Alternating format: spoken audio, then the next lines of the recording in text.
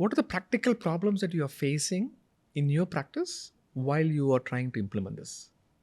So invariably, after 8 to 10 days of following a adequate, I'm not even talking high protein. Okay, I'm saying adequate protein, anywhere between 1 to 1.1 gram. The first thing that I will hear is there is something going on. I'm not hungry. I'm worried that I'm not getting enough food. Misconception. Actually, it's a good thing. Because you're not eating that much. Yeah, you're not eating that much. And there is a concept called protein leverage. Okay, and it was by two scientists, Robbenheimer and Simpson, founded in the late 80s, that human beings have a unique appetite to search for protein in their nutrition, and they will eat until they complete that requirement.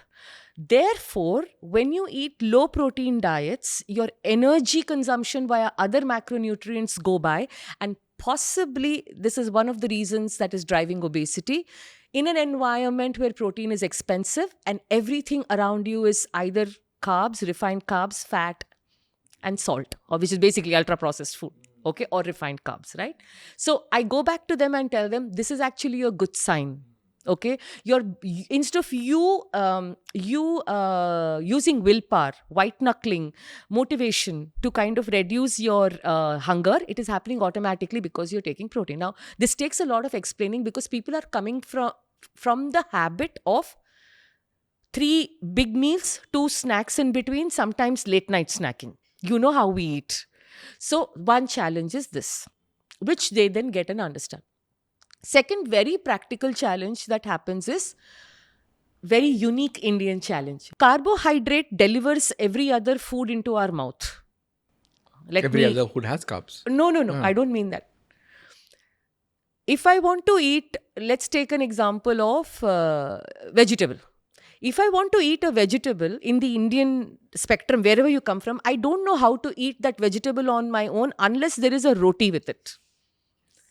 I don't know how to eat dal on its own unless there is rice.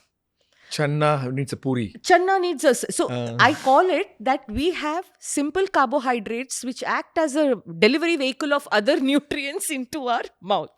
wow, that's absolutely true. So, That's absolutely true. uh, so So there's no concept of just eating chana alone. why can't you eat a lentil salad? Lentil salad. Sorry, I'm Or kidding. just a lentil Alright. soup. Or a lentil soup, I which mean, is just a sambar alone. sambar alone. Exactly. Why can't your moong dal, which is what you go out is called a lentil soup with the less masala? Or why do you have to eat naan and butter chicken? Why can't it be chicken grill or butter chicken alone? Okay, so I have found out in Yeah, my no, of course. this insight that we need to relearn our way of eating, and then we are told chole bhature is the combination. Yes. Okay. Appam kadala is the combination. Malabar parota and beef is the combination. Sambar. Idli sambar is Those the sambar idli chutney. idli sambar dosa chutney. So the first thing I have to teach them is you don't need the carbohydrate to do the delivery. Okay, and because of that, the carbohydrate becomes the maximum portion of your meal. How many times have you noticed that if a sabji or a vegetable is there in the plate, the person will ask one more roti or some more rice to finish that vegetable? Or if the sambar is remaining, or vatakoramba, something is remaining, or Yeah, of course. You add more idli. you add more idli, or yeah, or And if then- chutney is remaining, one more idli. Eat the chutney on its own, no problem.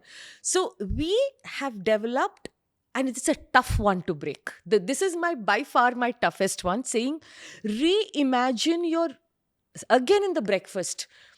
Even if you're eating an egg, where is my toast? Okay, so when I'm trying, especially with diabetic patients, see, if it's somebody with obesity, I can still introduce, I will say instead of 4 idlis, eat 2 idlis, add one boiled egg, or add 100 grams of paneer, add a salad. They're like, breakfast salad? Breakfast, you want me to eat a sabji? No. So that concept is gone. So that this reintroduction, that if you're doing a dosa, eat an egg dosa. Like how the Sri Lankans eat that, Correct. what is Yeah, it yeah. called? What is it called? Hoppers. Hoppers. I love that concept. Or make a moong dosa and put egg over it. The profile of the food has changed completely. Or if you're a vegetarian, have 100 grams of tofu or paneer on the side with salt and pepper, and eat one idli or two idlis, and do have a salad. Doesn't have to be complicated. It can be a raita.